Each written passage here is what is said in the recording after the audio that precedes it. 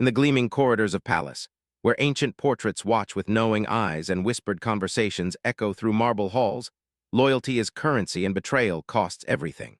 When Crown Prince Alexander discovers his most trusted guard selling secrets to his stepmother's inner circle, the revelation threatens to unravel decades of carefully constructed royal harmony. What begins as a simple act of treachery soon exposes a web of deception that reaches the very heart of the throne itself. In a world where every smile masks a motive and every alliance conceals an agenda, the young prince must navigate the treacherous waters of palace politics while questioning everything he thought he knew about those closest to him. The crown may be heavy, but the weight of truth proves far more crushing than any jeweled circlet ever could. The morning sun cast long shadows across the polished marble floors of palace as Crown Prince Alexander made his way through the East Wing corridor. At 28, he carried himself with the practiced grace that came from years of royal protocol, though his dark eyes held a sharpness that suggested a mind constantly at work beneath the ceremonial surface. Today felt different somehow, charged with an undercurrent of tension that he couldn't quite place. The palace had been his home for nearly 3 decades, yet lately, it felt more like a stage where everyone played their assigned roles while harboring secret motivations. His father, King Edmund, had grown increasingly distant since his marriage to Lady 5 years prior. What had initially been presented as a strategic union to strengthen ties with the influential family had evolved into something that made Alexander deeply uncomfortable. Now Queen Consort was undeniably beautiful and politically astute. At 35, she possessed an elegance that commanded attention in every room she entered. Her auburn hair was always perfectly styled, her emerald eyes seemed to miss nothing, and her smile could charm diplomats and commoners alike. Yet Alexander had never been able to shake the feeling that beneath her polished exterior lay calculating ambition that extended far beyond mere social grace. The morning routine had followed centuries of tradition. Alexander's personal guard captain had been with him for 8 years, ever since Alexander's 20th birthday when he'd officially taken on increased royal duties. Was more than just protection. He had become a trusted confidant, one of the few people in the palace whom Alexander considered a genuine friend rather than merely a subject bound by duty. Stood waiting outside Alexander's private study, his tall frame perfectly postured in the deep blue uniform of the royal guard. His sandy hair was neatly trimmed, and his gray eyes held the alertness that came from years of military training before his assignment to palace duty. The two men had developed an easy rapport over the years, built on mutual respect and shared experiences navigating the complex social dynamics of court life. "Good morning, Your Highness," said with a slight bow as Alexander approached. "The morning briefing materials are on your desk, and Minister Blackwood is expected at 10 for the infrastructure review." Alexander nodded, appreciating sufficiency as always.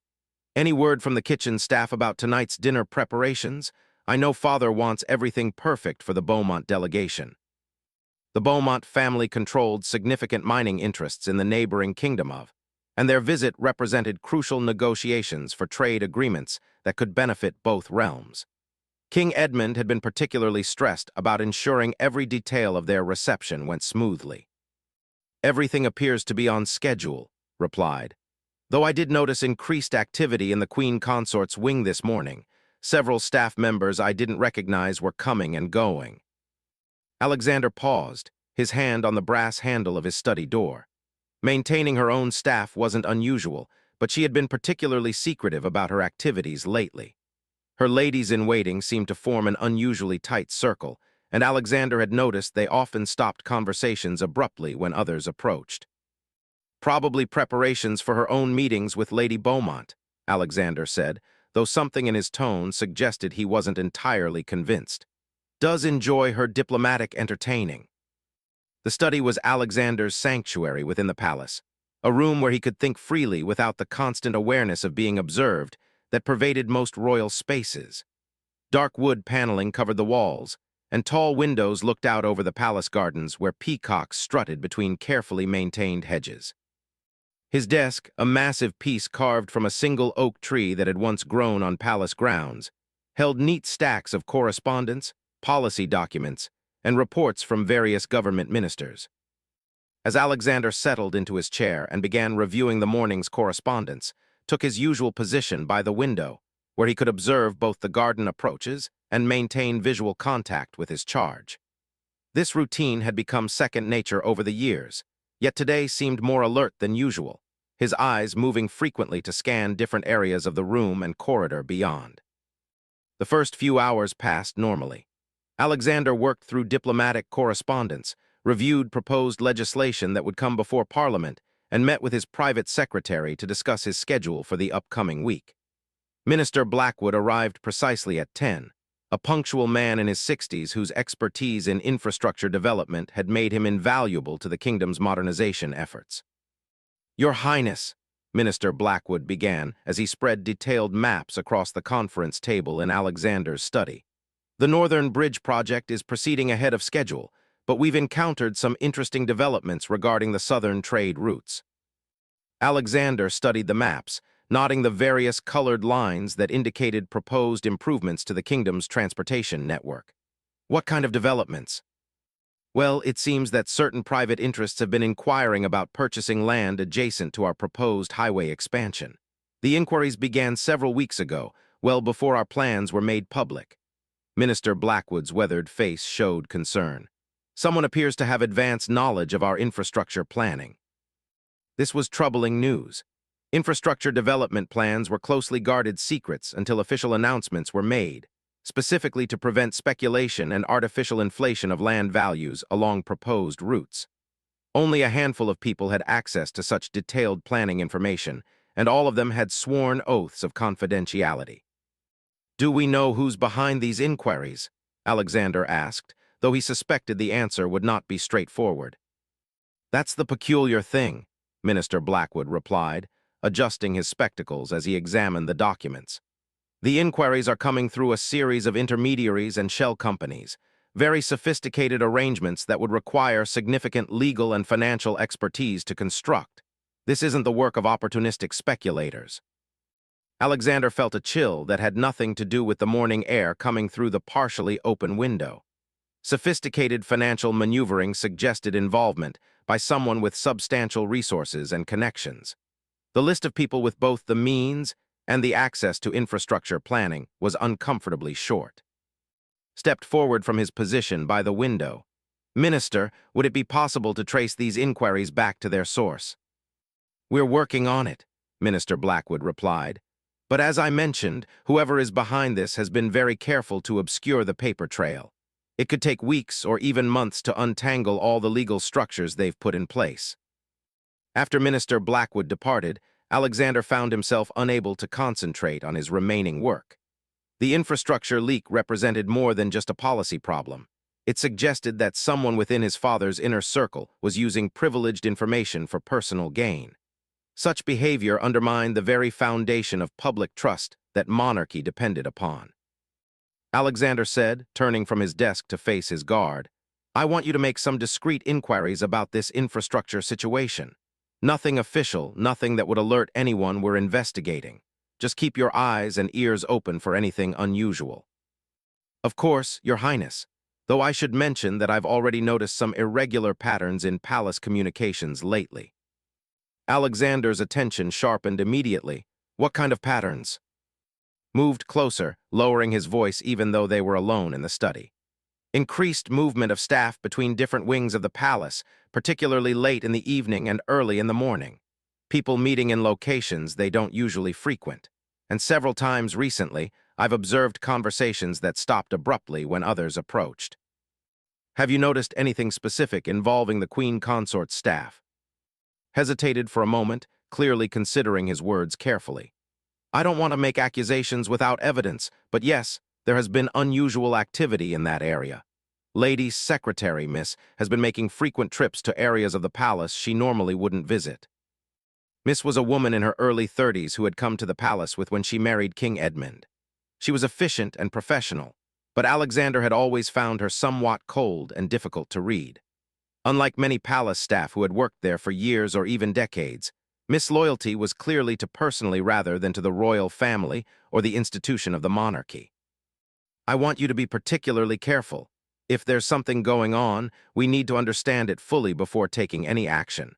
But I also don't want you putting yourself at risk by being too obvious in your observations." The remainder of the day passed with an undercurrent of tension that Alexander found difficult to shake. During his afternoon meeting with the palace chef to discuss the evening's dinner menu for the Beaumont delegation, he found himself wondering which staff members could be trusted and which might be involved in whatever scheme was unfolding. The chef, a man who had served the royal family for nearly 20 years, seemed genuine in his enthusiasm for creating an impressive meal, but even such long-standing relationships now felt suspect. The Beaumont delegation arrived in the late afternoon with appropriate ceremony. Lord Beaumont was a man in his 50s with silver hair and sharp blue eyes that suggested keen intelligence. His wife, Lady Beaumont, possessed the kind of refined beauty that spoke of excellent breeding and careful attention to appearance. Their daughter, Miss Beaumont, was perhaps 22 and carried herself with the confidence of someone who had never doubted her place in the world. As Alexander greeted their guests in the palace's main reception hall, he noticed observing the proceedings from the gallery above. She was dressed in an elegant navy gown that complemented her auburn hair, and her expression seemed pleased as she watched the diplomatic niceties unfold. Yet something in her bearing suggested satisfaction that went beyond simple pleasure at a successful reception. During the pre-dinner reception in the palace's gold salon, Alexander found himself studying the interactions between various groups. Lord Beaumont seemed genuinely interested in discussing trade agreements and mining rights, but Alexander noticed that Miss spent considerable time in quiet conversation with Lady Beaumont.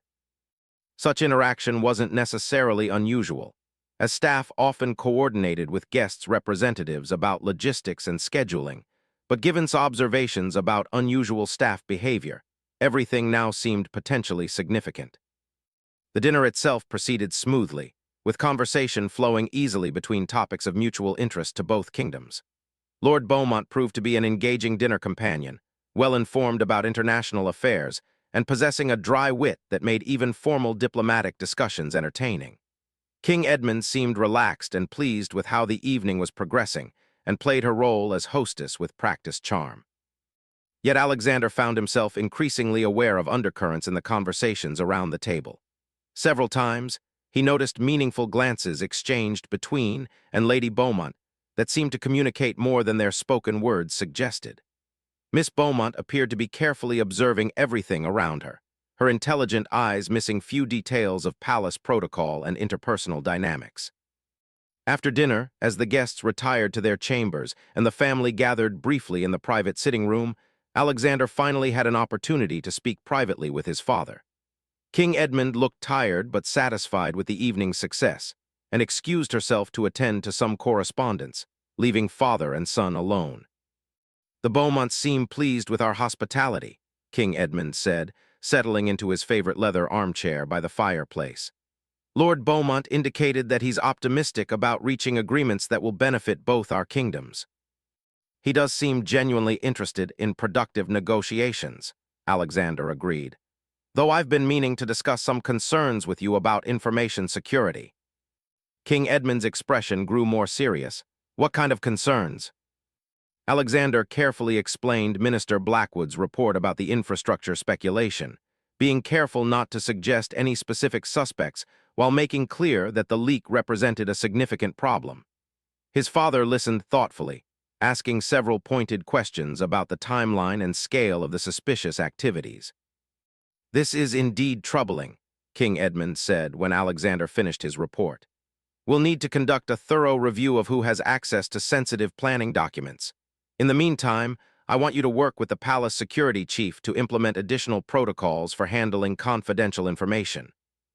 As Alexander made his way back to his chambers later that evening, he felt a mixture of relief and continued concern. His father was taking the security breach seriously, which was encouraging, but the underlying problem remained unresolved. Someone with significant access and resources was betraying the royal family's trust, and until that person was identified, every sensitive matter remained at risk. Was waiting in the corridor outside Alexander's chambers, as was customary for the final security check of the day.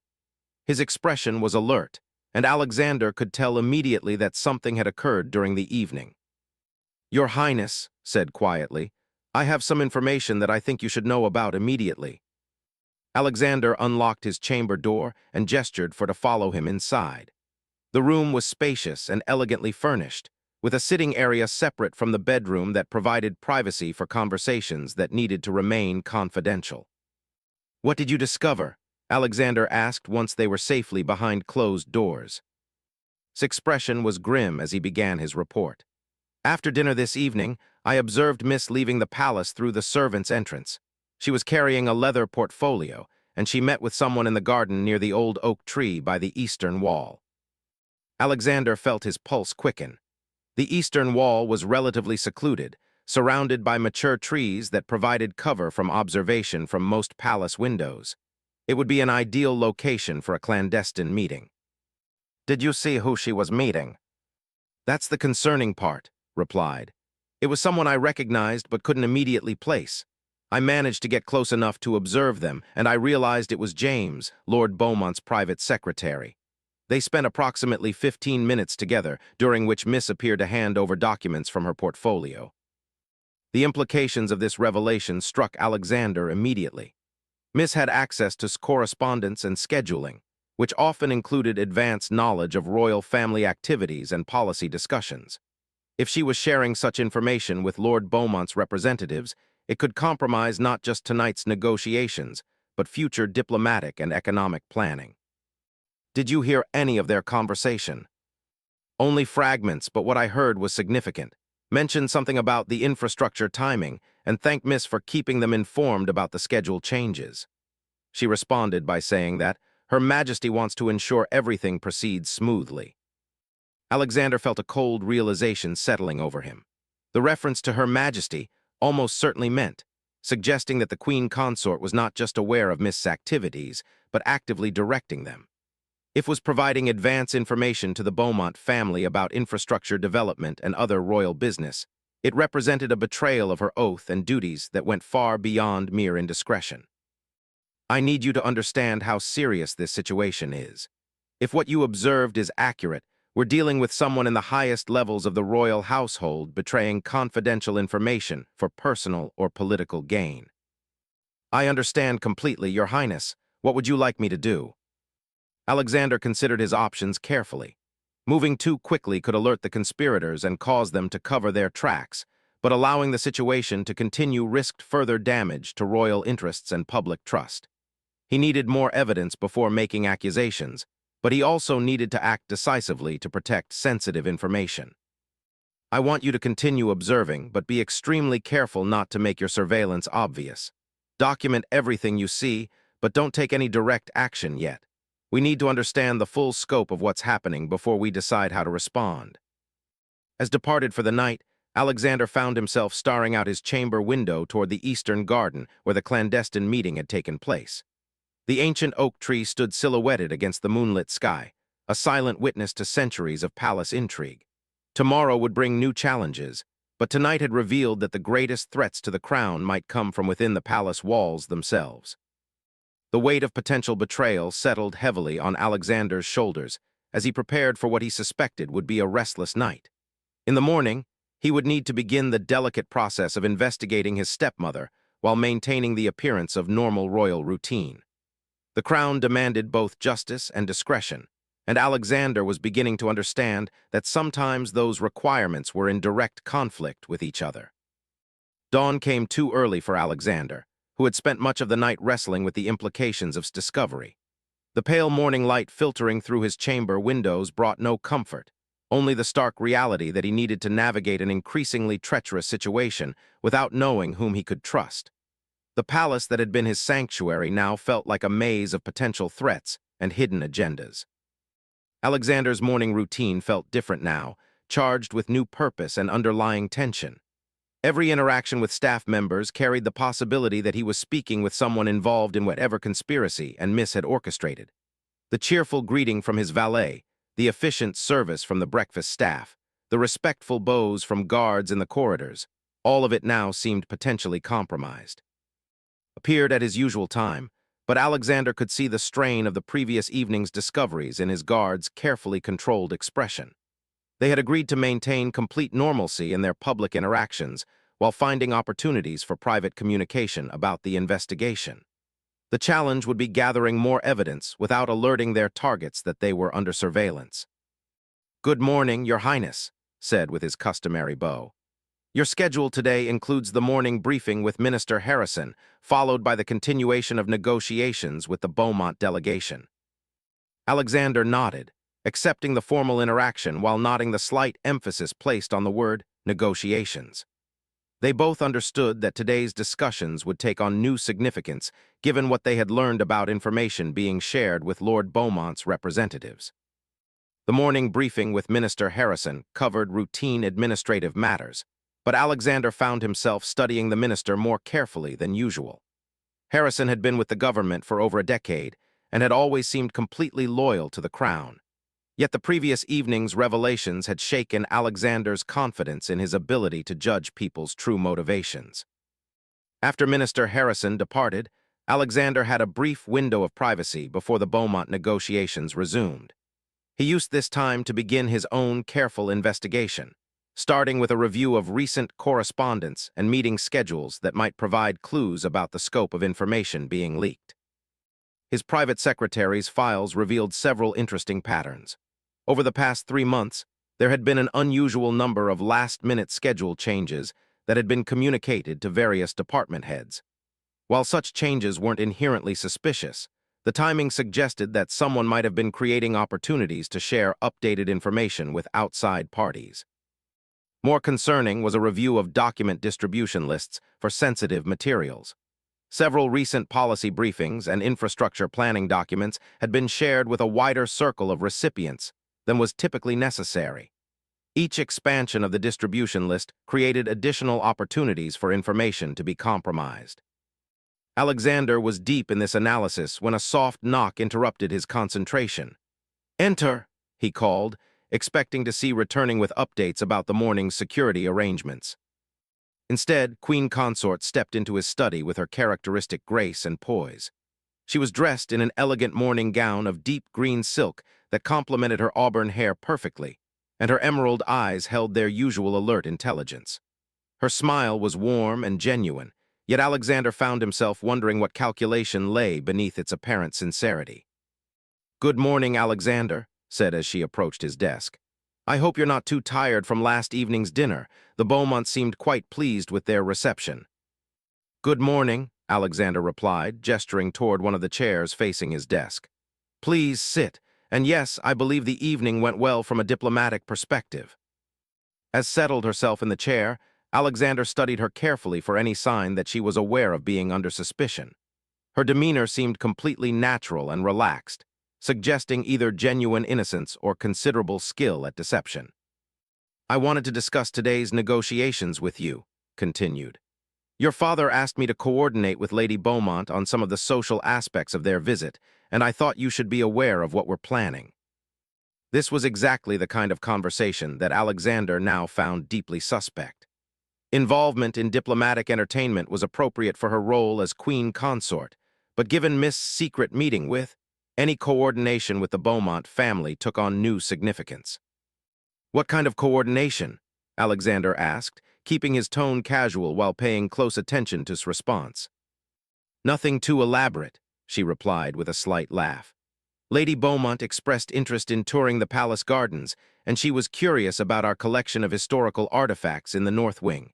I thought it would be appropriate to arrange a private viewing for her while you and your father handle the business discussions." Alexander nodded thoughtfully. Such arrangements were indeed typical for diplomatic visits, but they also created opportunities for private conversations away from formal oversight. If was using these social interactions to share sensitive information, the private tour would provide perfect cover for such activities. "That sounds very appropriate," Alexander said. "Will you be conducting the tour personally?" "I was planning to, unless you think someone else would be more suitable. Miss is quite knowledgeable about the palace's history and could assist if needed." The mention of Miss sent a chill through Alexander. The woman who had been secretly meeting with Lord Beaumont's secretary was now being positioned to have extended private access to Lady Beaumont. If there was indeed a conspiracy to share information with the Beaumont family, this arrangement would facilitate it perfectly. "I'm sure your guidance would be most appreciated," Alexander replied carefully. "Though you might want to coordinate with about security arrangements for the tour. We want to ensure our guests feel welcome while maintaining appropriate protocols." "Of course," agreed. "I'll speak with Captain about the details." After left his study, Alexander felt a mixture of frustration and determination. If his stepmother was involved in betraying royal confidences, she was doing so with remarkable composure and apparent sincerity. Either she was innocent of any wrongdoing, or she possessed a level of deception skills that made her extremely dangerous. Returned shortly afterward, and Alexander quickly briefed him on his visit and the planned tour for Lady Beaumont. His expression grew increasingly concerned as Alexander described the arrangements.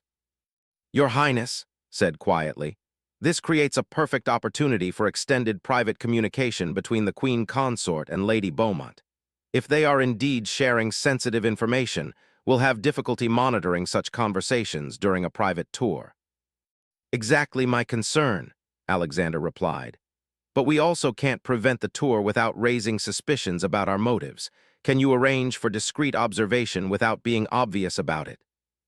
"I can position additional security personnel along the tour route under the pretext of ensuring guest safety. It won't allow us to overhear conversations, but we'll be able to observe general behavior and any exchange of materials." The morning negotiations with the Beaumont delegation proceeded smoothly on the surface, but Alexander found himself analyzing every interaction for hidden meanings. Lord Beaumont presented detailed proposals for mining partnerships and trade agreements that seemed genuinely beneficial to both kingdoms. His expertise and reasonable approach to complex issues impressed everyone present, including King Edmund, who seemed increasingly optimistic about reaching favorable agreements. Yet Alexander couldn't shake the feeling that the negotiations were proceeding too smoothly. Diplomatic discussions typically involved more back and forth, more careful consideration of complex terms, and more concern about potential complications. Lord Beaumont's ready acceptance of most proposed terms suggested that he might have advanced knowledge of the royal family's negotiating position and priorities. During a brief recess in the negotiations, Alexander observed Lord Beaumont in quiet conversation with his secretary. The two men stood by the tall windows overlooking the palace gardens, and while Alexander couldn't hear their words, their body language suggested satisfaction and confidence. Appeared to be providing updates or confirmations about something, while Lord Beaumont nodded approvingly. When the negotiations resumed, Lord Beaumont introduced a new element that confirmed Alexander's suspicions. "Your Majesty," he said, addressing King Edmund directly, "I understand that your kingdom is planning significant infrastructure improvements over the next several years. Our family's mining operations could potentially provide materials for these projects at very favorable rates." Alexander felt his stomach drop. The infrastructure plans that Lord Beaumont was referencing had not been discussed publicly or even mentioned during the current negotiations. His knowledge of these plans could only have come from access to confidential government documents or briefings. This was clear evidence that the Beaumont family had inside information about royal planning. King Edmund looked pleased but surprised. "That's a very generous offer, Lord Beaumont, though I'm curious how you learned about our infrastructure planning. Those projects are still in early development stages." Lord Beaumont's expression remained composed, but Alexander noticed a slight hesitation before he responded. "Business networks often share general information about regional development trends. Nothing specific, of course, but enough to recognize potential opportunities for mutual benefit." This explanation was plausible but vague, exactly the kind of response someone would give if they couldn't reveal their true source of information. Alexander made a mental note to follow up on this exchange later, but for now, he needed to maintain his diplomatic composure while mentally documenting everything he observed. The remainder of the morning's negotiations confirmed Alexander's growing suspicions. Lord Beaumont consistently demonstrated knowledge of royal priorities and concerns that went beyond what should have been available through normal diplomatic channels. His proposals addressed specific issues that had only recently been identified in confidential policy reviews, and his suggested solutions showed understanding of internal royal family preferences that hadn't been publicly discussed. After the negotiations concluded and the Beaumont delegation retired for lunch, Alexander finally had an opportunity to speak privately with his father about his concerns. King Edmund was in an excellent mood, pleased with the progress of the discussions and optimistic about the potential agreements. "The Beaumonts have exceeded my expectations," King Edmund said as they walked together through the palace's portrait gallery. "Their proposals are more generous than I had hoped, and Lord Beaumont seems genuinely committed to long-term partnership rather than short-term exploitation." "Father," Alexander said carefully, "did it concern you that Lord Beaumont seemed to know about our infrastructure planning? Those details haven't been made public yet." King Edmund paused in his walking, his expression growing more thoughtful. "I noticed that as well, though his explanation about business networks seemed reasonable. Many experienced businessmen have ways of gathering information about potential development opportunities."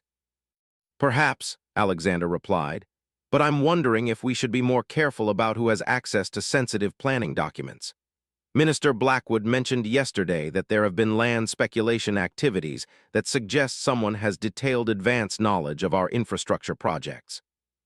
This connection clearly troubled King Edmund. The possibility that their own confidential planning was being compromised represented a serious threat to both governmental effectiveness and public trust. "What are you suggesting, Alexander?" "I think we should conduct a careful review of document security and information sharing protocols. If there is a leak, we need to identify it and address it before it compromises other sensitive matters." King Edmund nodded slowly. "You're right to be concerned. I'll speak with the palace security chief about implementing additional safeguards. In the meantime, I want you to be particularly careful about what information you share and with whom."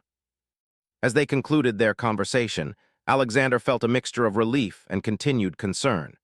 His father was taking the security issues seriously, but they still had no concrete evidence about who was responsible for the leaks or how extensive the information sharing had become. The afternoon brought the palace tour that had arranged for Lady Beaumont. Alexander positioned himself in his study, where he could observe the garden portions of the tour through his windows, while coordinated with other security personnel to maintain discreet surveillance of the entire route. And Lady Beaumont made an elegant pair as they strolled through the palace corridors and gardens.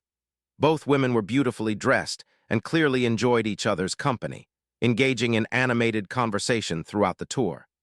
Miss accompanied them, carrying a leather folder that presumably contained historical information about the various locations they visited. From his observation point, Alexander could see that the tour proceeded exactly as had described. The women examined historical artifacts, admired architectural details, and spent considerable time in the gardens discussing the various plantings and landscape design. Their behavior appeared completely appropriate for a cultural and social exchange between royal hostess and diplomatic guest. Yet Alexander's new awareness of potential deception made him question everything he observed. Were the women genuinely discussing palace history and garden design, or were they using the tour as cover for sharing sensitive information? The folder that Miss carried could contain historical documents as claimed, or it could hold copies of confidential government materials. Without being able to overhear their conversations or examine the contents of the folder, Alexander could only speculate about what was really happening. Subsequent report provided some additional details but no definitive answers. The security team had observed the tour from multiple positions and confirmed that it followed the route it outlined. The women had spent the most time in the North Wing artifact collection and the Rose Garden, both locations that offered relative privacy for conversation. "Did you observe any exchange of materials?" Alexander asked when briefed him privately after the tour concluded. Miss did show Lady Beaumont several documents from her folder while they were examining artifacts in the North Wing, replied. However, this appeared consistent with sharing historical information about the pieces they were viewing. Without being closer, we couldn't determine the actual content of the documents. Any other observations? Lady Beaumont seemed particularly interested in the palace's communication systems and security arrangements. She asked several questions about how messages are delivered throughout the building and how access to different areas is controlled. Answered her questions readily, treating them as natural curiosity about palace operations. This information troubled Alexander significantly. While diplomatic guests often showed interest in palace operations out of general curiosity, detailed questions about communication and security systems seemed potentially concerning. Such information could be valuable for someone planning to exploit palace vulnerabilities or coordinate covert activities. The evening brought another formal dinner, this time with expanded attendance including several government ministers and their spouses. The larger gathering provided more opportunities for observation, but also created additional challenges for monitoring specific interactions and conversations. Alexander found himself seated between Miss Beaumont and Minister Harrison's wife, a placement that allowed him to observe much of the table while engaging in appropriate dinner conversation. Miss proved to be an intelligent and engaging dinner companion, well-educated about international affairs, and possessing insights about economic trends that impressed Alexander despite his suspicions about her family's activities. "Your Highness," Miss said during a pause in the general table conversation, "I hope you don't mind my saying that your kingdom seems to be entering a period of significant development and modernization. The infrastructure improvements that Father mentioned this morning could transform your economic relationships with neighboring realms." Alexander felt his pulse quicken at this direct reference to the confidential infrastructure planning. Miss' comment confirmed that the information had been shared throughout the Beaumont family, not just with Lord Beaumont himself. "Development planning is always complex," Alexander replied carefully. "We want to ensure that any improvements serve the long-term interests of our people rather than creating short-term disruptions." "Of course," Miss agreed, "though I imagine the timing of such projects requires careful coordination with many different interests. The mining industry, for example, would need advance notice to ensure adequate supply of materials." This conversation was revealing more than Miss probably intended. Her casual references to timing and coordination suggested that the Beaumont family had detailed information about not just the existence of infrastructure projects, but their scheduling and resource requirements. Such specificity could only come from access to detailed planning documents or briefings. Alexander excused himself from the dinner as early as protocol allowed, claiming fatigue from the intensive negotiations. In reality, he needed time to process everything he had observed and plan his next steps. The evidence was mounting that the Beaumont family had access to confidential royal information, but he still needed to identify the source of the leaks and understand the full scope of the conspiracy. Was waiting in the corridor outside the dining hall, and Alexander could see from his expression that the evening had yielded additional concerning observations. "Your Highness," said quietly as they walked toward Alexander's chambers, "I observed Miss passing a sealed envelope to during the dinner service.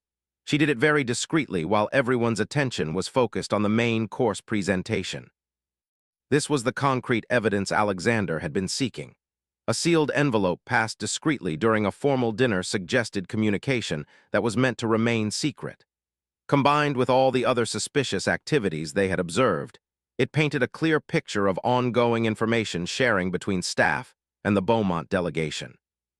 "Did you see what did with the envelope?" He slipped it into his jacket pocket immediately. "I suspect he'll pass it along to Lord Beaumont as soon as possible, probably tonight after the dinner guests retire." Alexander felt the weight of decision settling upon him.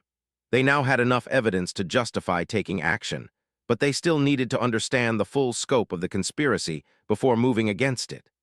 Confronting Miss, or directly, might cause them to destroy evidence or alert other participants who hadn't yet been identified. "I need you to maintain surveillance throughout the night. I want to know if there are any late evening meetings or communications between the Beaumont family and palace staff, but be extremely careful not to be detected." As Alexander prepared for another restless night, he reflected on how quickly his world had changed. Just days ago, his primary concerns had been routine policy matters and diplomatic protocol. Now he found himself investigating potential treason by his own stepmother while maintaining the appearance of normal royal duties. The crown was proving to be a more complex burden than he had ever imagined. Alexander barely slept, his mind racing through various scenarios and implications of what he had discovered. By the time dawn broke over Palace, he had reached a crucial decision. He needed more definitive proof before making any accusations, but he also couldn't allow the information leaks to continue unchecked. The delicate balance between investigation and action was becoming increasingly difficult to maintain. Appeared at his chambers earlier than usual, his face bearing the exhaustion of a sleepless night spent in surveillance. His report would prove to be the catalyst that transformed suspicion into certainty, and forced Alexander to confront the full scope of the conspiracy threatening his family's rule. "Your Highness," began quietly once they were securely behind closed doors, "last night's surveillance confirmed our worst fears. At approximately 11:30, after the dinner guests had retired, I observed leaving his chambers and making his way to the East Garden. He was carrying what appeared to be the envelope Miss had given him earlier." Alexander felt his stomach tighten as continued his report.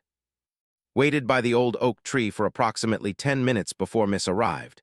She was accompanied by another woman whom I initially didn't recognize in the darkness.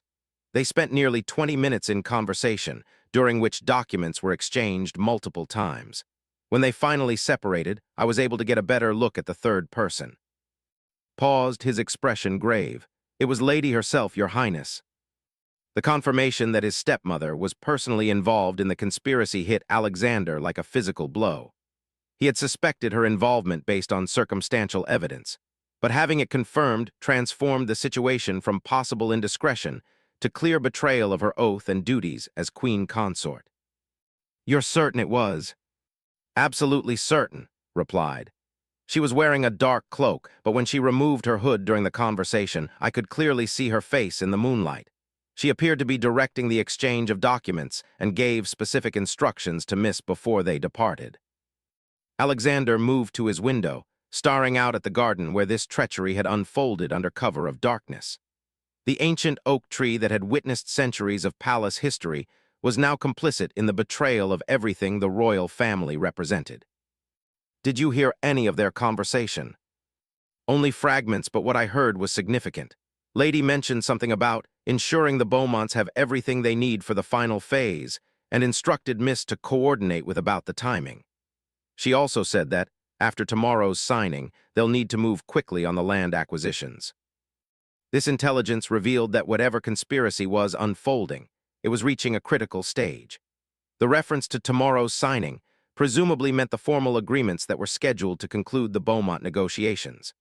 The mention of land acquisitions connected directly to Minister Blackwood's concerns about infrastructure speculation, suggesting that was providing information to help the Beaumont family profit from advanced knowledge of government planning. "I need you to understand that what you're telling me amounts to evidence of treason. If is providing state secrets to foreign interests for personal gain, she's violating her oath as queen consort and potentially threatening the security of the realm." "I understand completely, Your Highness. The evidence is clear and undeniable." Alexander knew that he could no longer delay taking action. The conspiracy had progressed too far and involved too many people to ignore or investigate passively. Yet confronting directly would be extraordinarily complex, given her position as his father's wife and the potential political ramifications of such accusations. "We need to gather the physical evidence before anyone has a chance to destroy it," Alexander decided. "I want you to coordinate with the palace security chief to search Miss' quarters and examine any documents she might have in her possession. Do it quietly, but do it this morning before she has any opportunity to remove evidence." "What about confronting Lady directly?" Alexander considered this carefully. Was intelligent and politically sophisticated. If she suspected she was under investigation, she would likely take immediate steps to cover her tracks and possibly implicate others to protect herself. Yet allowing her to continue operating freely while they gathered evidence seemed equally risky. "Not yet," Alexander decided. "I need to speak with my father first and ensure we have irrefutable evidence before making such serious accusations. A queen consort accused of treason could destabilize the entire monarchy if we're not completely certain of our facts and our legal position." The morning routine proceeded with surreal normalcy despite the gravity of what Alexander now knew. Breakfast was served with typical efficiency, staff members performed their duties with professional courtesy, and the palace operated with the smooth precision that had been refined over centuries of tradition. Yet beneath this veneer of normalcy, Alexander felt the toxic undercurrent of betrayal that threatened to undermine everything the royal family represented. The scheduled conclusion of negotiations with the Beaumont delegation was set to begin at 10 o'clock in the palace's formal conference chamber. Alexander knew that he would need to participate in these discussions while simultaneously managing the crisis that was unfolding behind the scenes.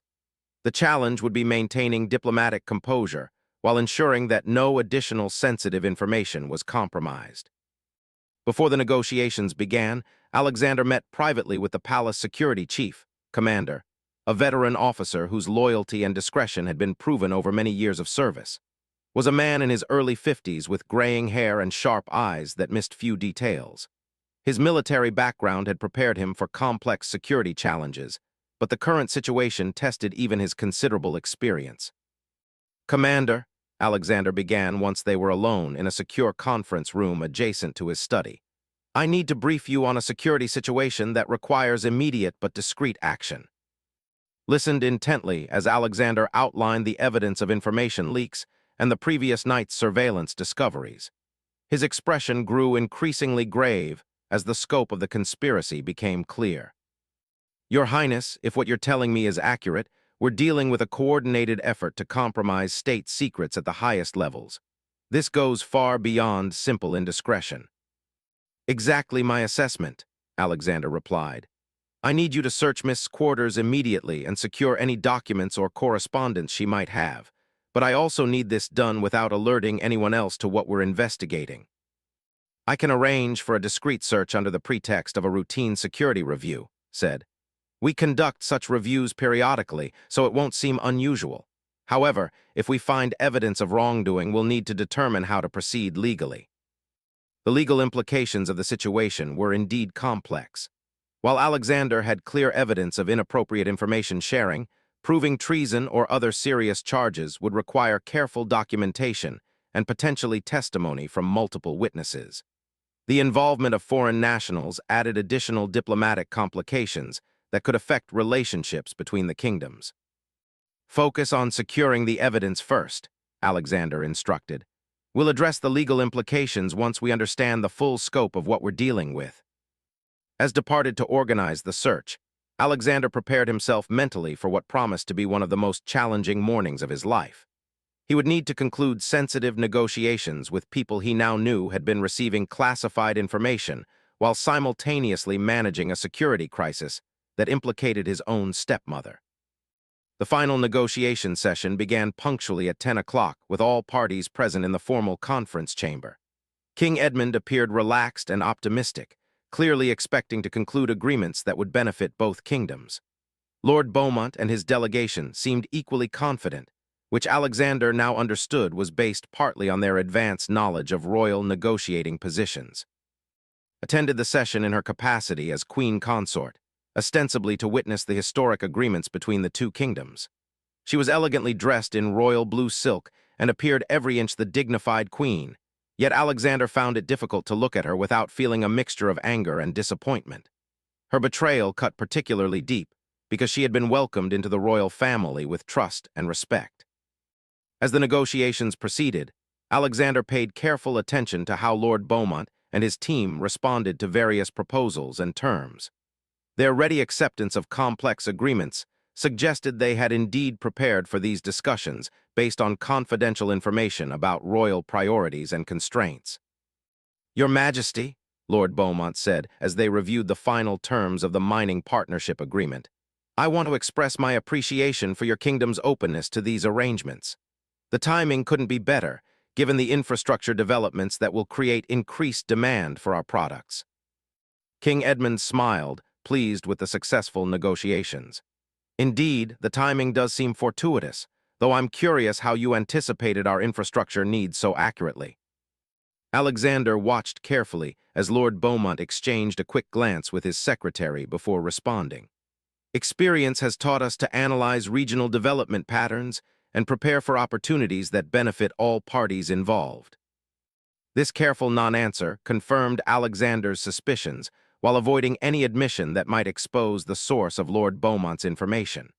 The Beaumont family was clearly sophisticated in their approach to exploiting the intelligence they had received. During a brief recess in the negotiations, Alexander noticed speaking quietly with Miss near the chamber's tall windows. Their conversation was brief, but appeared significant, with nodding as if receiving final instructions or confirmations about something. Miss' expression was calm but alert, suggesting she was aware that the situation required careful management.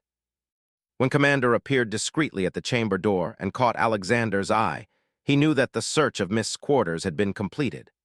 Alexander excused himself briefly from the negotiations, claiming the need to review some final documentation before the formal signing. "Commander," Alexander said quietly once they were alone in the adjacent corridor, "what did you find?" His expression was grim as he produced a leather portfolio, similar to the one had observed Miss carrying during her clandestine meetings. "We found this hidden in a false bottom of her wardrobe, along with copies of several classified documents." Alexander opened the portfolio and immediately recognized copies of the infrastructure planning documents that Minister Blackwood had mentioned, along with detailed notes about royal family schedules, policy priorities, and negotiating strategies. The evidence was comprehensive and damning, clearly documenting systematic theft of state secrets over a period of several months. "There's more," continued, producing a series of handwritten letters. "We found correspondence between Miss and dating back 3 months. The letters explicitly discuss payment for information and specific requests for particular types of intelligence." Alexander reviewed the letters quickly, his anger growing as the scope of the conspiracy became clear. Miss had been receiving substantial payment for providing classified information, and the letters showed that the arrangement had been organized and directed by personally. "Commander, I need you to place Miss under discreet detention immediately. Don't allow her to communicate with anyone or remove anything from her quarters. And I need you to begin preparing documentation for formal charges." "What about Lady, Your Highness?" This was the question Alexander had been dreading. His involvement was clear from the evidence, but proceeding against a queen consort required careful consideration of both legal and political implications. A misstep could create a crisis that extended far beyond the immediate security concerns. "Not yet," Alexander decided. "I need to speak with my father first and ensure we handle this properly, but monitor her activities closely and don't allow her unsupervised access to any sensitive materials." Returning to the negotiation chamber, Alexander found the discussions nearing their conclusion. The formal agreements were ready for signing, with both sides expressing satisfaction with the terms they had reached. Yet Alexander now understood that the Beaumont family's satisfaction was based partly on their confidence that they would profit significantly from advanced knowledge of royal planning. As King Edmund prepared to sign the final documents, Alexander made a decision that would transform the situation dramatically. He could not allow agreements to be finalized that had been negotiated under false pretenses, regardless of the diplomatic complications this would create. "Father," Alexander said quietly, approaching King Edmund's chair, "I need to speak with you privately before you sign those documents." King Edmund looked surprised but nodded, excusing himself from the table for a brief consultation. Alexander led his father to a small anteroom adjacent to the conference chamber, where they could speak without being overheard. "Alexander, what's wrong? The negotiations have gone perfectly." "That's exactly the problem, Father. I've discovered why they've gone so well, and it's not because of our diplomatic skills." Alexander quickly outlined the evidence that Commander had discovered, showing his father the stolen documents and correspondence that proved systematic information theft. King Edmund's expression grew increasingly shocked and angry as he realized the scope of the betrayal. "Are you telling me that has been selling state secrets to the Beaumont family?" "The evidence strongly suggests that, yes. Miss was acting as her intermediary, but was directly involved in coordinating the information sharing." King Edmund sat heavily in one of the anteroom chairs, looking suddenly older as the implications of the situation settled upon him. His marriage to had been both personal and political, designed to strengthen the monarchy and create beneficial alliances. The discovery that she had betrayed her oath represented not just personal betrayal, but potential political disaster. "What do you recommend we do?" Alexander had been preparing for this question throughout the morning.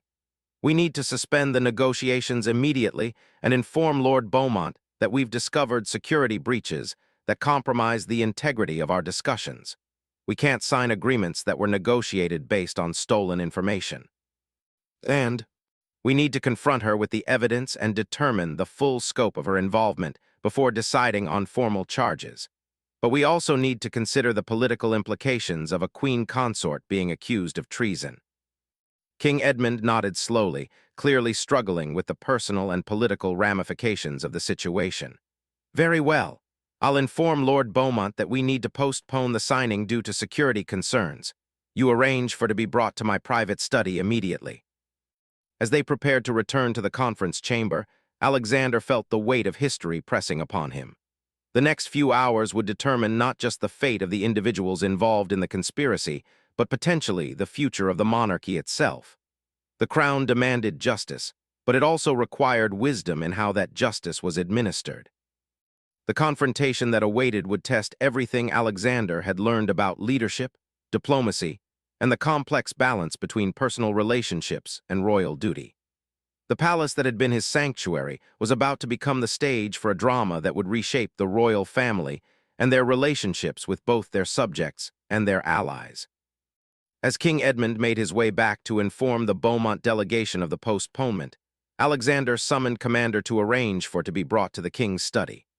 The moment of truth was approaching, and Alexander knew that everything he had been taught about honor, duty, and service to the crown would be put to the ultimate test. The king's private study felt different as Alexander waited for its arrival. The familiar room, with its rich mahogany paneling and portraits of previous monarchs, now seemed to bear witness to a confrontation that would forever alter the royal family's history. King Edmund sat behind his massive desk, the stolen documents spread before him like accusations waiting to be spoken aloud. The weight of centuries of monarchy pressed down upon the moment, demanding justice while recognizing the human cost of truth. Alexander positioned himself near the tall windows, where the morning light streaming through would illuminate his face when she entered. He wanted to see every expression, every reaction, as they presented her with evidence of her betrayal.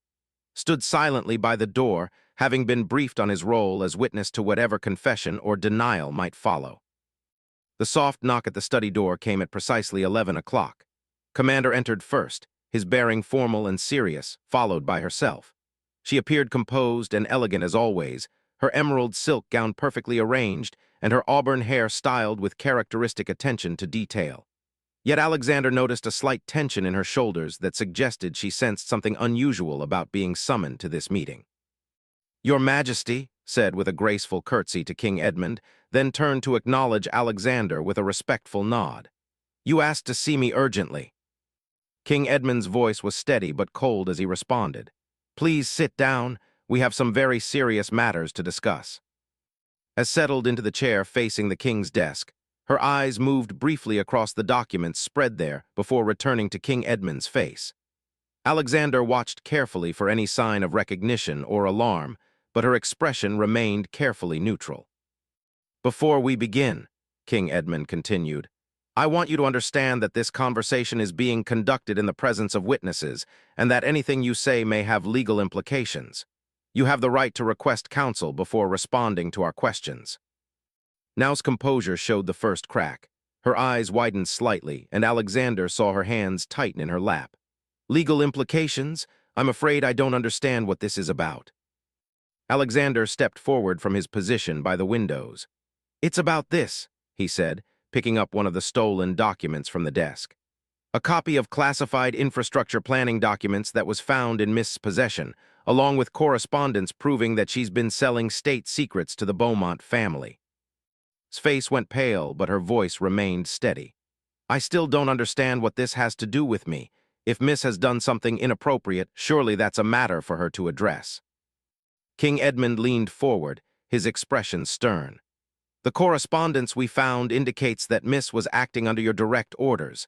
There are letters in your handwriting instructing her to provide specific types of information to Lord Beaumont's representatives." The accusation hung in the air like a sword waiting to fall.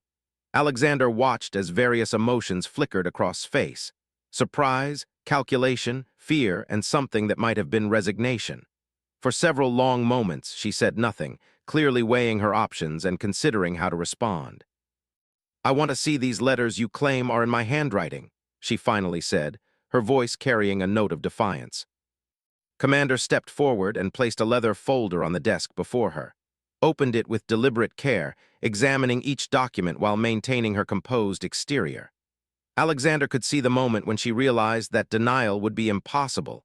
Her shoulders sagged slightly, and her breathing became more shallow. "These letters," she began, then stopped, seeming to reconsider her words. are in your handwriting and bear your personal seal, King Edmund said firmly. They provide detailed instructions for information gathering and specific requests for classified materials. There's no question about their authenticity. Closed the folder and looked up to meet King Edmund's eyes directly. When she spoke, her voice carried a tone that Alexander had never heard from her before, neither the warm charm she typically displayed nor the cool calculation he had occasionally glimpsed, but something and more honest. Yes, the letters are mine, she admitted. But before you judge me too harshly, you should understand the circumstances that led to this situation. Alexander felt a mixture of relief and anger at her confession. Relief that they wouldn't need to engage in a prolonged battle over evidence, but anger that her first instinct had been to deny what was clearly proven. King Edmund's voice was ice-cold as he responded, "I'm listening." Took a deep breath before beginning her explanation. "When I married you, Edmund, I brought significant debts from my family's estate.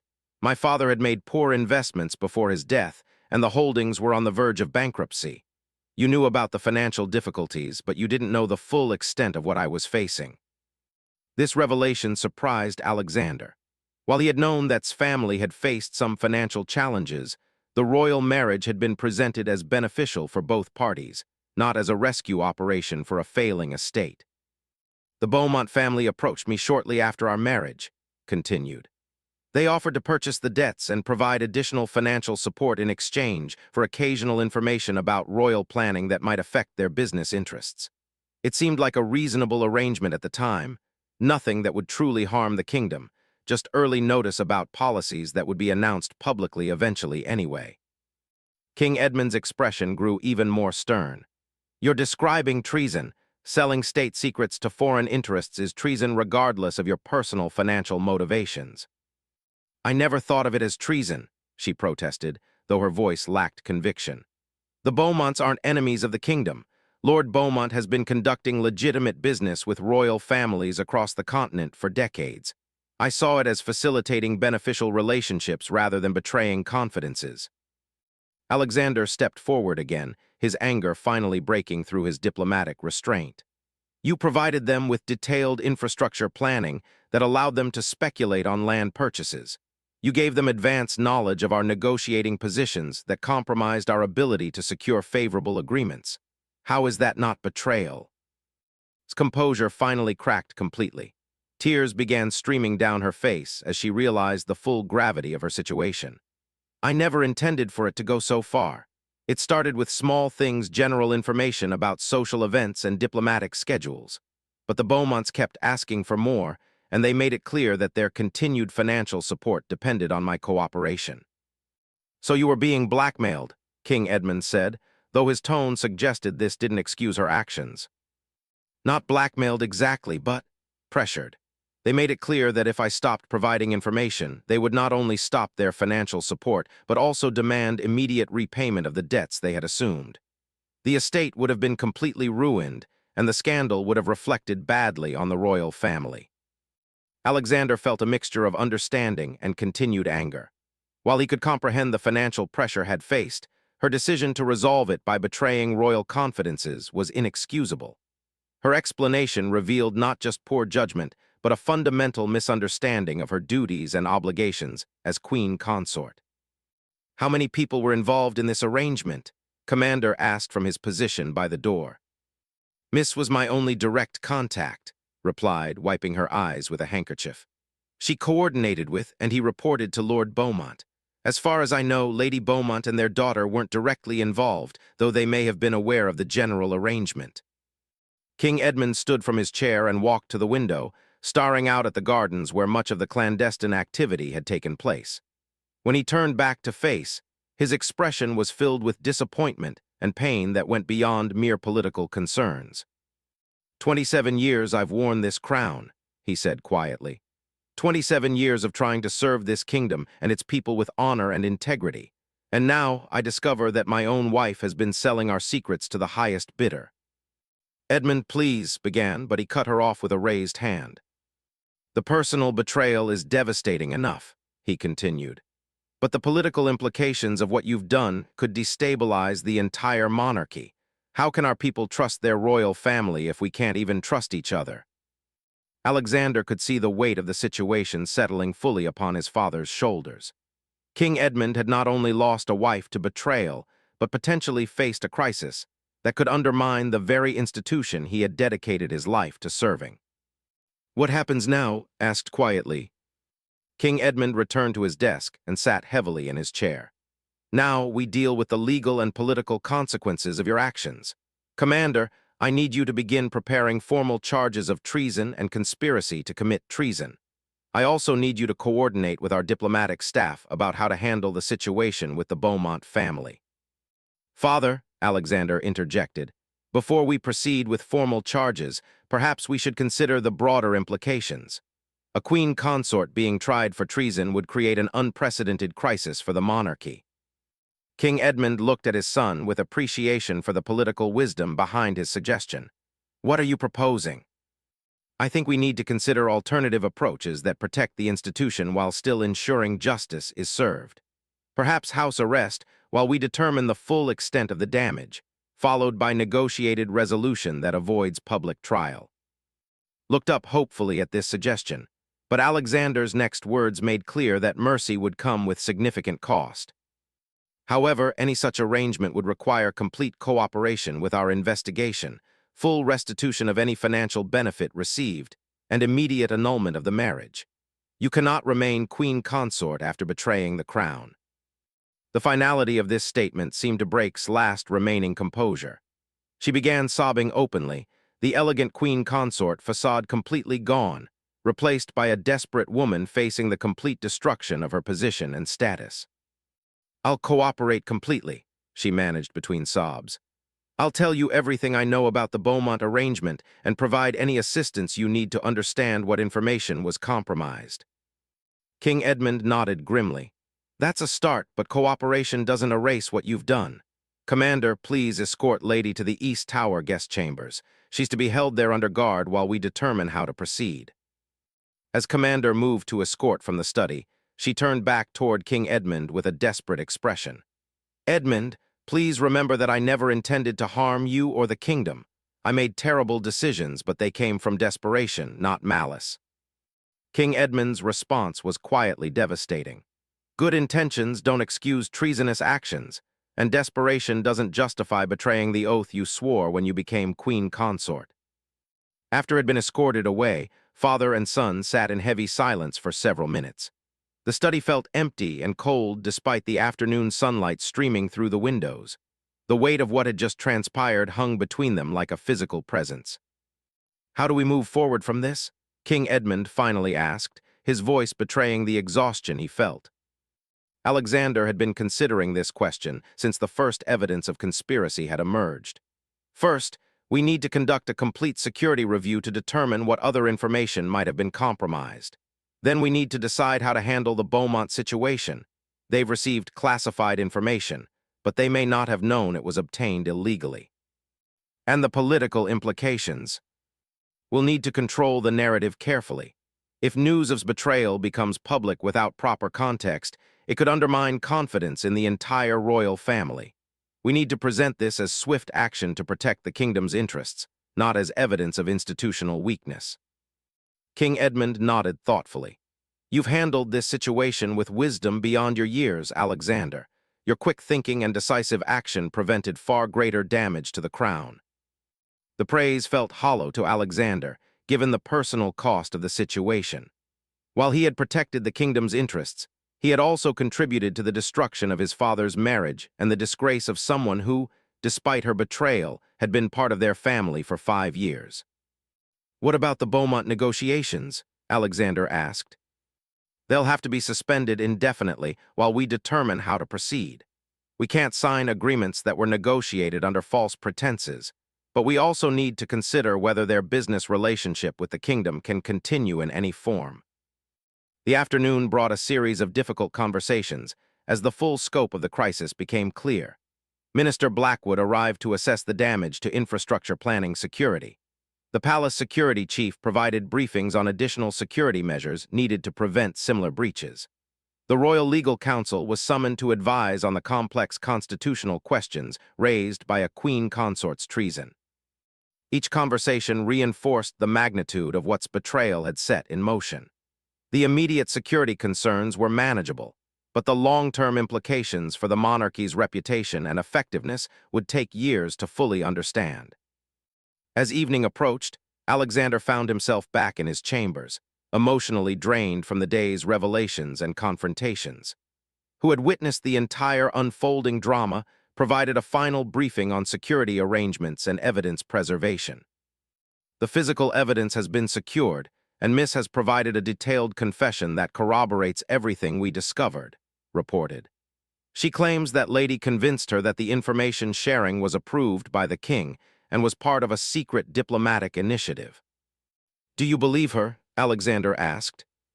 Partially.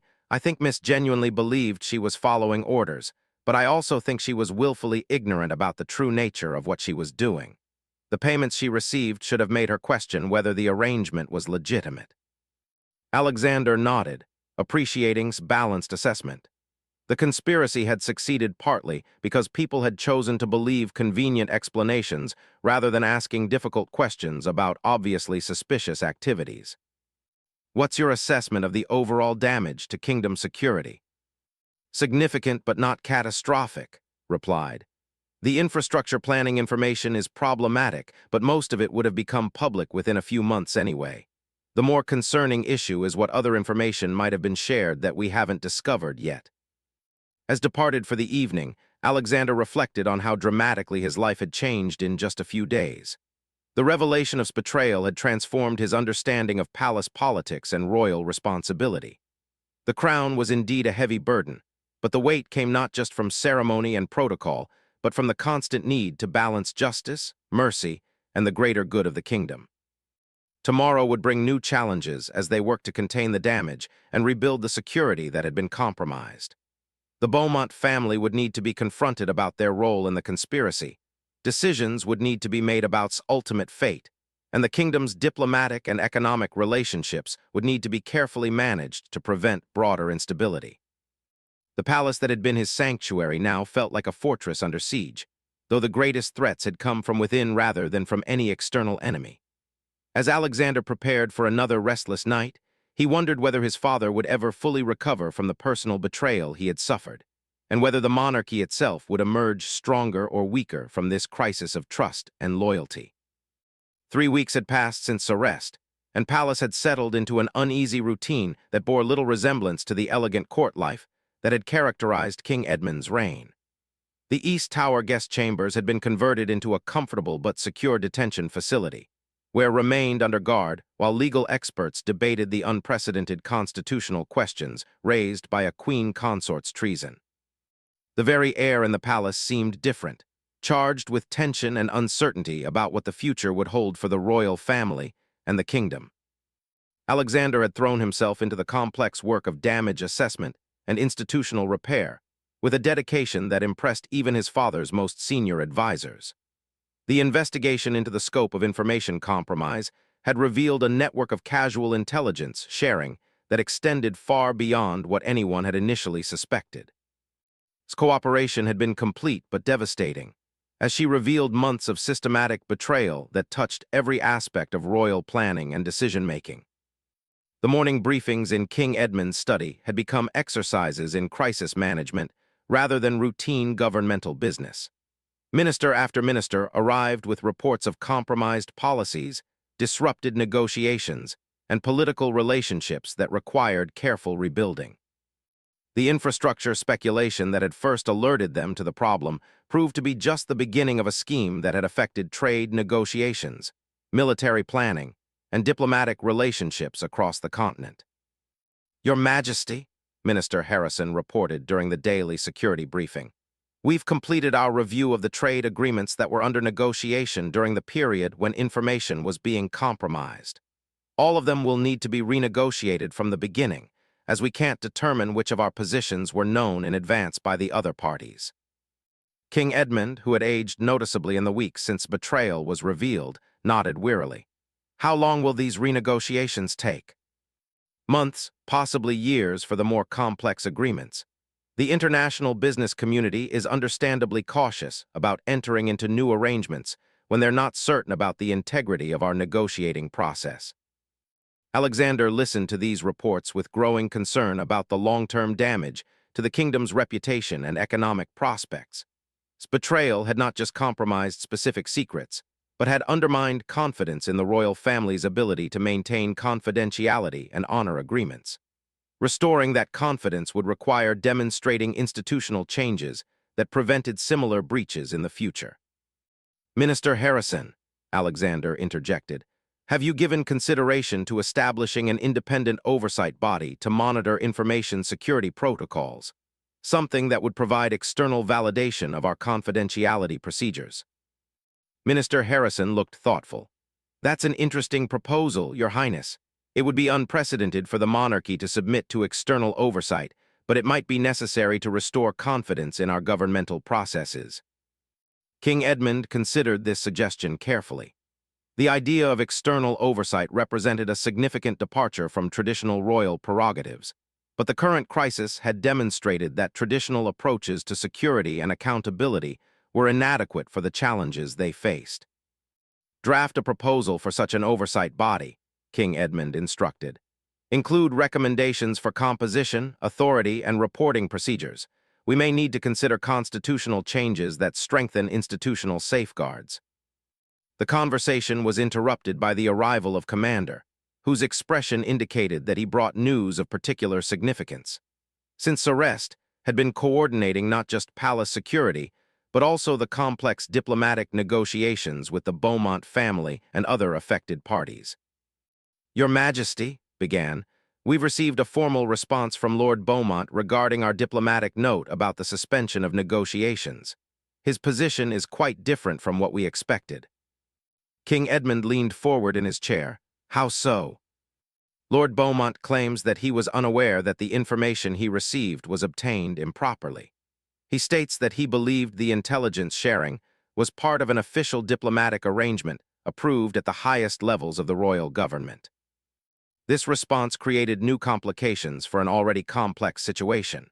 If Lord Beaumont's claim of ignorance was genuine, then he might be considered more of a victim than a perpetrator of scheme. However, if he had known that the information was being obtained through betrayal of royal confidences, his participation in the conspiracy made him liable for serious diplomatic and potentially legal consequences. What's your assessment of his credibility? Alexander asked. Consulted his notes before responding. Our intelligence suggests that Lord Beaumont's claim may be partially true. The Beaumont family has a long history of legitimate business relationships with royal families throughout the continent, and they typically do receive preferential information through official channels. However, the specificity and sensitivity of the information they received from Miss goes well beyond normal diplomatic intelligence sharing. King Edmund stood and walked to the window, a habit he had developed during the crisis as a way of gathering his thoughts. The distinction between legitimate business intelligence and treasonous information sharing may be clearer to us than it was to Lord Beaumont. If he genuinely believed he was participating in authorized intelligence sharing, we need to consider whether pursuing charges against him serves justice or merely satisfies our desire for retribution. Alexander had been grappling with similar questions about proportionality and justice throughout the investigation. Whilst betrayal was clear and unforgivable, the culpability of those who had received the information was more ambiguous, particularly if they had reasonable grounds for believing their activities were legitimate. Father, perhaps we should focus on ensuring that such confusion can't happen again, rather than punishing everyone who might have been inadvertently involved in scheme. What are you proposing? Formal diplomatic protocols that clearly define what information can be shared with foreign business interests and under what circumstances. If we establish clear boundaries and communicate them effectively, future violations will be unambiguous. Commander nodded approvingly. That approach would also demonstrate our commitment to transparency and accountability, which could help restore confidence in our diplomatic processes. The afternoon brought what would prove to be the most emotionally difficult aspect of the entire crisis, a final meeting with to determine her ultimate fate. The legal experts had concluded that, while formal treason charges were technically justified, the constitutional precedent of trying a queen consort for such crimes was so problematic that alternative solutions were strongly recommended.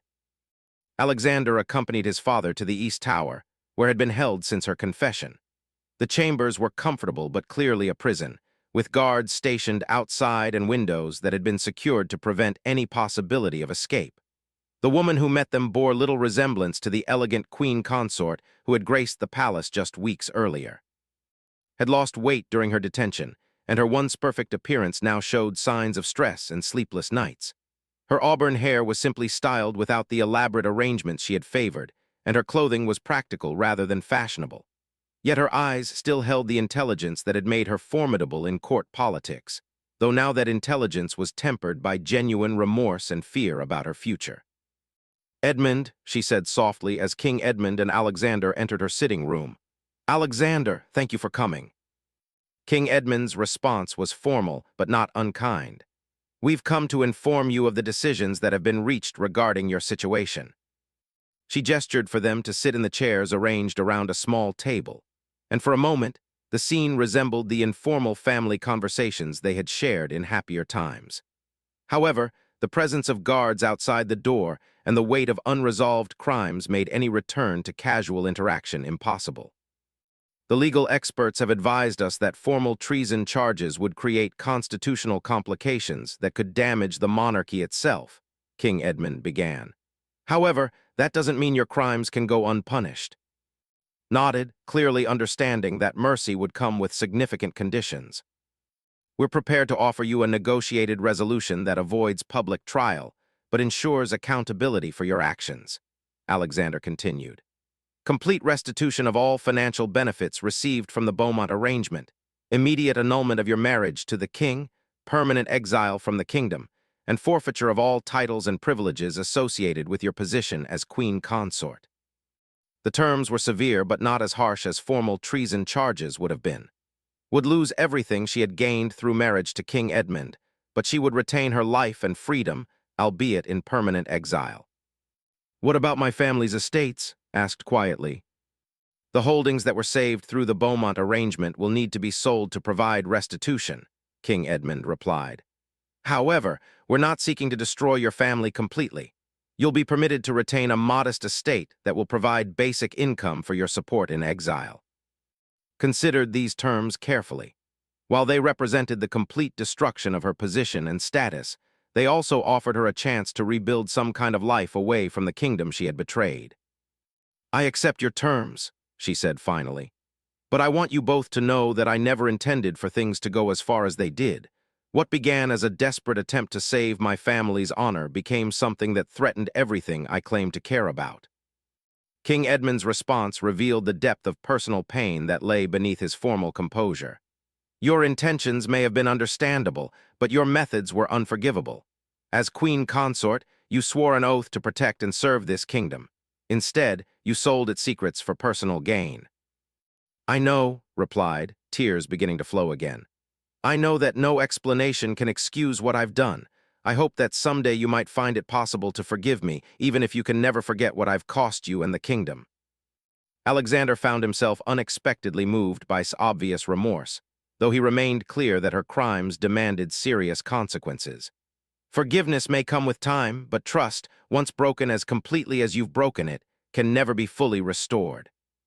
The formal documents finalizing exile and the annulment of her marriage were signed that evening in the presence of legal witnesses and palace officials.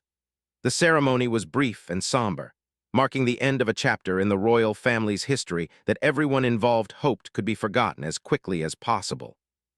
Departed palace the following morning in a simple carriage with a small escort, carrying only personal belongings and a modest financial settlement that would sustain her in exile.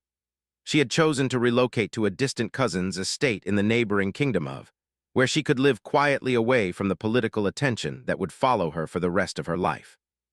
As Alexander watched the carriage disappear down the palace drive, he reflected on the lessons the crisis had taught him about power, responsibility, and the complex relationship between personal relationships and public duty. The crown demanded not just ceremony and privilege, but constant vigilance against the corruption that power could bring. The weeks following his departure were devoted to institutional reforms designed to prevent similar betrayals in the future. New protocols for information security were implemented, oversight mechanisms were established, and the palace staff underwent comprehensive background reviews. The changes were extensive and sometimes uncomfortable, but they were necessary to restore confidence in the royal family's ability to protect sensitive information. The Beaumont family situation was resolved through careful diplomacy that recognized their partial ignorance while establishing clear boundaries for future business relationships. Lord Beaumont agreed to forfeit the profits from his infrastructure speculation and to submit to ongoing oversight of his business dealings with the kingdom. The arrangement satisfied justice while preserving important economic relationships that benefited both realms. Minister Blackwood's infrastructure planning proceeded with enhanced security measures and public transparency that actually improved public support for the projects. The crisis had demonstrated that some royal secrecy was counterproductive, and carefully managed public involvement in policy development created stronger institutional support. King Edmund gradually returned to his normal duties, though the personal cost of betrayal remained evident in his more cautious approach to relationships and his increased reliance on institutional safeguards rather than personal trust. The experience had aged him, but it had also reinforced his commitment to serving the kingdom with integrity regardless of personal cost. Alexander emerged from the crisis with enhanced understanding of royal responsibility and political complexity. The investigation and resolution had required him to balance competing demands for justice, mercy, institutional protection, and personal relationships in ways that would serve him well as he prepared to inherit the crown. The palace gradually returned to something resembling normal operations, though the casual elegance that had characterized court life during his tenure was replaced by more formal protocols that emphasized security and accountability. The change was noticeable but not unwelcome, as it reinforced the serious nature of royal duties and the public trust they represented. 6 months after his exile, King Edmund announced his engagement to Lady Thornton, a widow of impeccable reputation whose family had served the crown loyally for generations. The engagement was met with widespread approval from both the court and the public, who saw it as evidence that the royal family had moved past the crisis and was focused on the future. The wedding was a modest affair by royal standards, with emphasis on dignity and tradition rather than elaborate display. Alexander served as his father's best man, a role that symbolized both family unity and institutional continuity. The ceremony represented not just a personal new beginning for King Edmund, but a renewal of the royal family's commitment to serving the kingdom with honor. As Alexander stood beside his father during the wedding ceremony, he reflected on how the crisis had strengthened rather than weakened the monarchy. The betrayal had been devastating, but the response had demonstrated the institution's ability to adapt, reform, and continue serving the kingdom effectively. The crown would endure because it represented principles and values that transcended any individual's failures or shortcomings. The evening reception following the wedding was filled with genuine celebration and optimism about the future. The darkest period in the royal family's recent history had passed, leaving them stronger, wiser, and more committed to the values they represented. The palace that had been a stage for betrayal and confrontation had become once again a symbol of stability and continuity. Now promoted to Chief of Royal Security in recognition of his crucial role in exposing the conspiracy, briefed Alexander on the comprehensive security measures that were now standard protocol. The palace was more secure than it had ever been, but the security was designed to protect institutional integrity rather than simply prevent physical threats. The most important lesson we've learned, observed as they walked through the palace corridors that had witnessed so much drama, is that the greatest threats to the crown often come from within. But we've also learned that institutional integrity can survive personal betrayals if we respond with wisdom rather than just anger. Alexander agreed completely. The crisis had tested everything he believed about loyalty, justice, and royal responsibility, but it had ultimately reinforced his commitment to serving the kingdom with integrity regardless of personal cost. The crown was indeed a heavy burden, but it was also a sacred trust that demanded the best of those who wore it. As the months passed and the kingdom returned to normal governance, the story of betrayal became a cautionary tale about the corrupting influence of desperation and the importance of institutional safeguards. The reforms implemented in response to the crisis became permanent features of royal administration, ensuring that future generations would benefit from the painful lessons learned during those difficult weeks. The palace archives would record the crisis as a period when the monarchy faced its greatest internal threat in centuries, but emerged stronger through principled response to betrayal. King Edmund's reign would be remembered not just for the crisis, but for how it was resolved with justice tempered by mercy, institutional protection balanced with personal compassion, and royal prerogative exercised in service of the greater good. Alexander's role in exposing and resolving the conspiracy established his reputation as a leader capable of making difficult decisions under pressure. The experience prepared him well for the challenges he would face as king, teaching him that effective leadership required constant vigilance against corruption while maintaining the human empathy necessary to govern wisely. The crown endured, as it had for centuries, because it represented ideals and institutions larger than any individual. The shadow that had fallen across the royal family lifted, leaving them more determined than ever to serve the kingdom with honor, integrity, and unwavering commitment to the public trust they had sworn to protect.